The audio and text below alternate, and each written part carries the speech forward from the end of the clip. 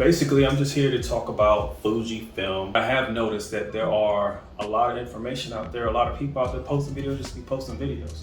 And they really don't know the system. Like they get a review, they use it for a couple days, maybe a week or so, and they think they know Fuji cameras. So they put out a lot of bad information out there.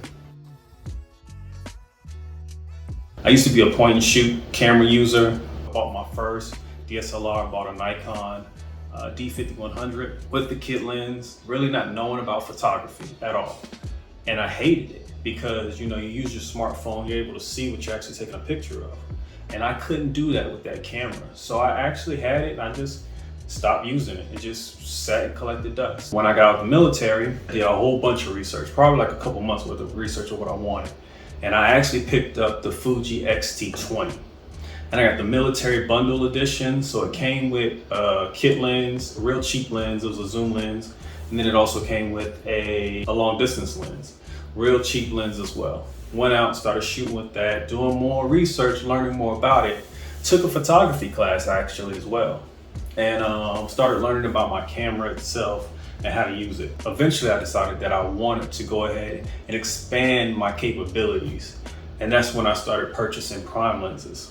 And once I started purchasing prime lenses, I got tired of zooms, so I didn't use zooms anymore.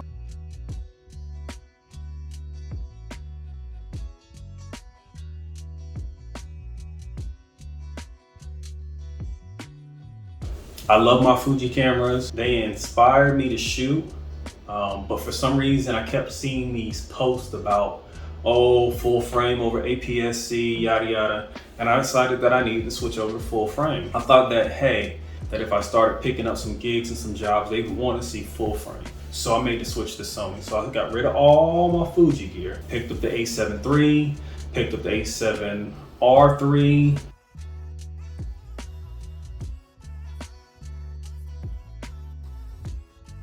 hated the A7 III, sold it immediately and got the A9. Problem I had with Sony was I wasn't inspired to shoot. I had people hit me up like, hey, let's do a shoot, let's do a shoot. And I just didn't feel like picking up my camera. I didn't feel like going out to shoot. And I don't know if that was a Sony thing or if it's just a photography thing for myself. Like I wasn't motivated enough to do it.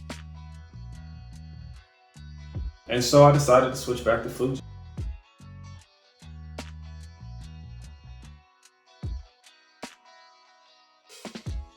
I picked up a few lenses. Of course, I went back. I picked up the 8 to 16 millimeter, 2.8, which I love. This is great for real estate photography. I ended up picking up the kit lens, the 18 to 55, 2.8 to f4.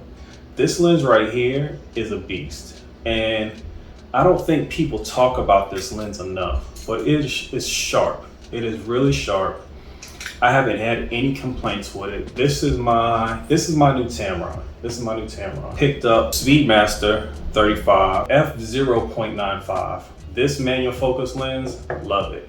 One of my favorite lenses to use. I will never get rid of this lens. The SLR Magic 12 millimeter f2.8. So I got rid of my X-T3 and I picked up an X100V, which I do not have here, of course, because I wanted a B camera.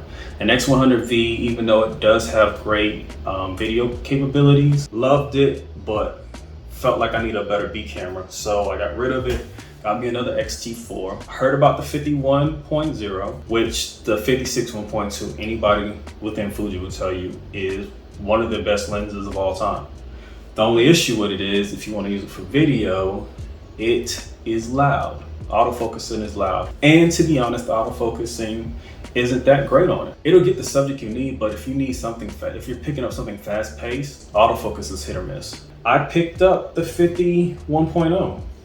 It is big, it is bulkier. One, compared to f1.2, isn't that big a difference.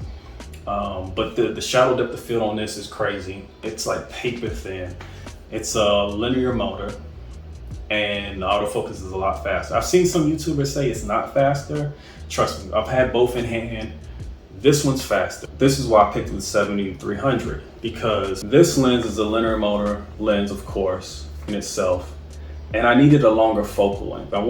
For me, I do a lot of landscape photography, but I never had the long focal length. And I want to get into nature, more animal, birds, stuff like that. So this 70 to 300 was a pickup I needed. And so I was looking at getting another X100V, but I did see the XE4 was announced and it was out, and I seen some reviews on that. So I decided to go ahead and get this baby right here, the XE4. And I love this. I have to be honest, I love this camera.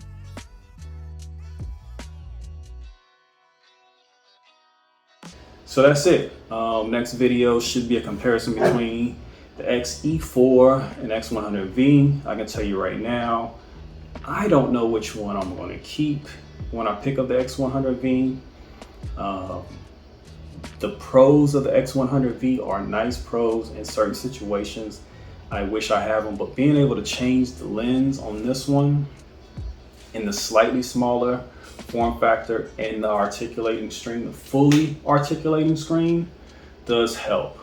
But there's no way I'm gonna keep both, especially having two XT4s, which one I will probably get rid of and get the SX10, XS10 for one of my XT4s. But that's it. Thank you for joining me. I will catch you later. Tony for Unapologetically Confused. See you again. If you like the video, hit the like button. And if you dislike the video, hit the dislike button twice. Lee Kravitz says that. I like that. I didn't really pay attention to it until I really paid attention to it and then I understand what he was saying. But yeah, definitely. If you have any questions, hit me up in the comments below and I will respond back. Appreciate your time. Peace.